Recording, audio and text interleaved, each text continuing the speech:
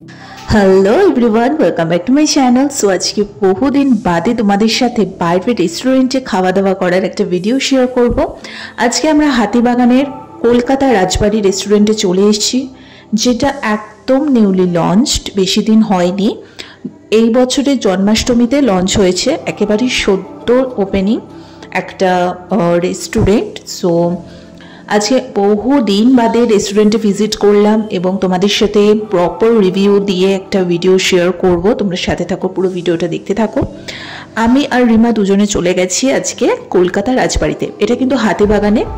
আমি অ্যাড্রেসটা কিন্তু ডেসক্রিপশন বক্সে দিয়ে দেবো, তোমরা চাইলে সেখান থেকে দেখে যেতে পারো। তো ভেতরে ঢুকে অ্যাম্বিয়েন্সটা তো দেখতেই পারছো, দুর্ধর্ষ।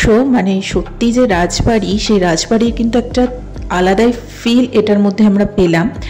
অ্যাম্বিয়েন্সটা তো টু গুড, মানে যেদিকেই তাকাচ্ছি ফটোজেনিক। আর আমরা যারা ইউটিউবার তাদের জন্য কিন্তু ভীষণ আই ক্যাচিং, আর ভীষণ যত ছবি তুলতে আমরা ভালোবাসি, তো আমাদের জন্য ভীষণ পারফেক্ট।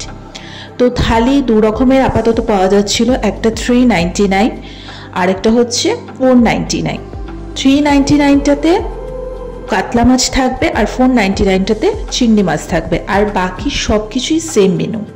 কি কি মেনুতে আছে সেটা তোমাদের সাথে খাওয়ার আসুক, তারপর এক এক করে শেয়ার করে দেবো। দুটো মেনুই আমি তোমাদের দেখিয়ে দিলাম।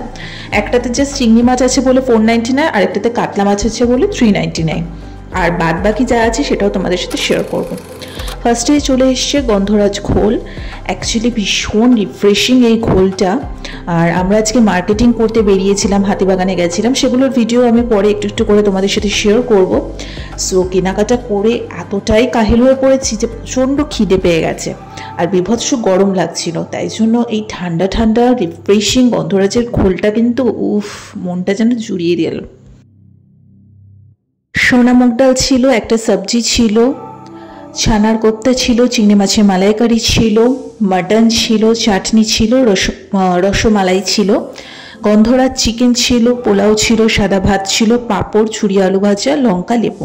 অর্থাৎ বলা যেতেই পারে চিকেন মাটন ফিশের একটা কমপ্লিট প্ল্যাটার।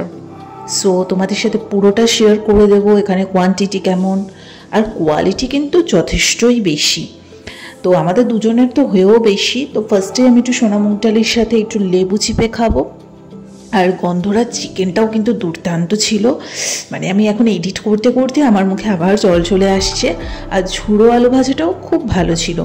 সত্যি কথা বলতে মানে ওই একঘেয়ে biryani, fried rice, chilli chicken এগুলো খেয়ে খেয়ে না ভীষণ বোর হয়ে গেছি। তো ভাবলাম একটু লাইটের ওপরেই একটু কোথাও দিয়ে খাবো। তাই এক্সপেরিমেন্ট করতে করতে হুট করেই চোখের সামনে পড়ে গেল এত সুন্দর একটা রেস্টুরেন্ট, যেটা একদম নিউলি লঞ্চড।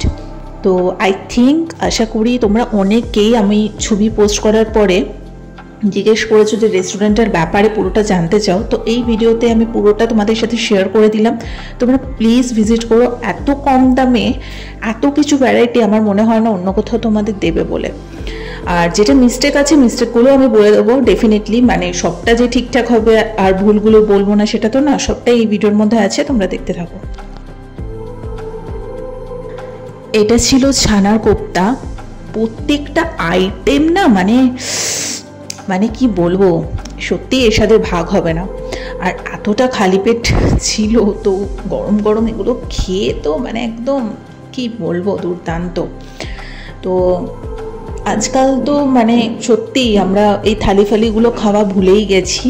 ইনফ্যাক্ট আমি বহু দিন বাদে রেস্টুরেন্টে এসে ভিডিও বানাচ্ছি। আমি আগে প্রচুর রেস্টুরেন্ট ভিজিট করতাম, এখন ছেড়েই দিয়েছি প্রায় বলতে গেলে। এখন বাইরের খাবার অতটা খাই না। তাও মাসে একবার করে যখন হয়ে যায় তখন ভাবলাম যে একটু ভিডিও তোমাদের জন্য শেয়ার করেই দিই। আর আমি আর রিমা মানে বক স্ট্যান্ড করে যাচ্ছি, দেখতেই পাচ্ছ। তো যাই হোক, বাট মিস্টেকগুলো ডেফিনেটলি বলবো, তোমরা পুরো ভিডিওটা দেখতে থাকো। এবার হচ্ছে চিংড়ি মাছের মালাইকারিটা আমি খাবো। তো আমি ওনাদেরকেও বলে এসেছি, যেহেতু একদম নতুন লঞ্চ, তো ওরাও চাই যে ওদের মিস্টেকগুলো পাবলিক এসে ধরিয়ে দিক, যাতে ওরা বেটার করতে পারে।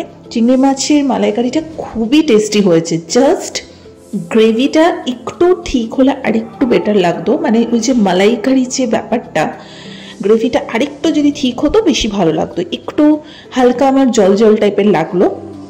তো আমি এই মিস্টেকটা ওনাদেরকে বলে এসেছি, এবং ওনাদের ব্যবহার তো ভীষণ ভালো। তো সত্যি কথা বলতে খুব ভালো লেগেছে। তো খুব সুন্দর করে কথাবার্তা বলা, মানে খুব ভালো, ওদের প্রত্যেকটা ওখানে যেসব স্টাফরা ছিল খুবই ভালো বিহেভিয়ার।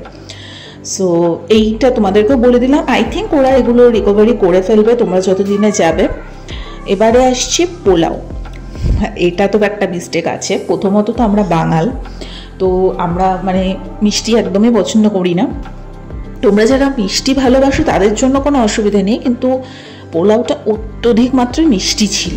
তো এই মিস্টেকটাও কিন্তু ওদেরকে আমি বলে এসেছি। তো ইন ফিউচার তোমরা যখন যাবে আই থিঙ্ক সো সেটা মিষ্টিটা হয়তো কম পেতেও পারো, বাট মাটনটা নিয়ে ভাই কোনো কথা হবে না। 2 পিস বড় বড় সাইজের মাটন, মানে আমি খেয়ে যাচ্ছি, এক্সপ্রেশন দেওয়া কিছু বলা তো দূরের কথা, গপ করে খেয়ে যাচ্ছি। কিন্তু ওই মানে বলে না যে পোলাওয়ের সাথে আমার ঠিক জমেনি বলে আবার সাদা ভাত দিয়ে আমি খেয়েছি। তো পোলাওটা অত্যধিক মিষ্টি ছিল, বাট লাস্টে পাঁপড়, চাটনি, রসমালাই দুর্দান্ত ছিল। ওভারঅল প্রত্যেকটা খাবার দাবার কিন্তু খুব ভালো ছিল। আর শেষে একটু পান আর ওই কি মুকসুদ্দি মশলা টাইপের একটা দিয়েছিল। তো ওভারঅল এই ছিল আজকে কলকাতা রাজবাড়ির ছোট্ট একটা ফুড ব্লগ। তোমাদের কেমন লাগলো অবশ্যই জানিও। ভালো লেগে থাকলে লাইক, কমেন্ট, শেয়ার, সাবস্ক্রাইব করে দিও। যে মিস্টেকগুলো ওদেরকে বলে এসছে আই থিঙ্ক ওরা সবটা ঠিকঠাক করে নেবে।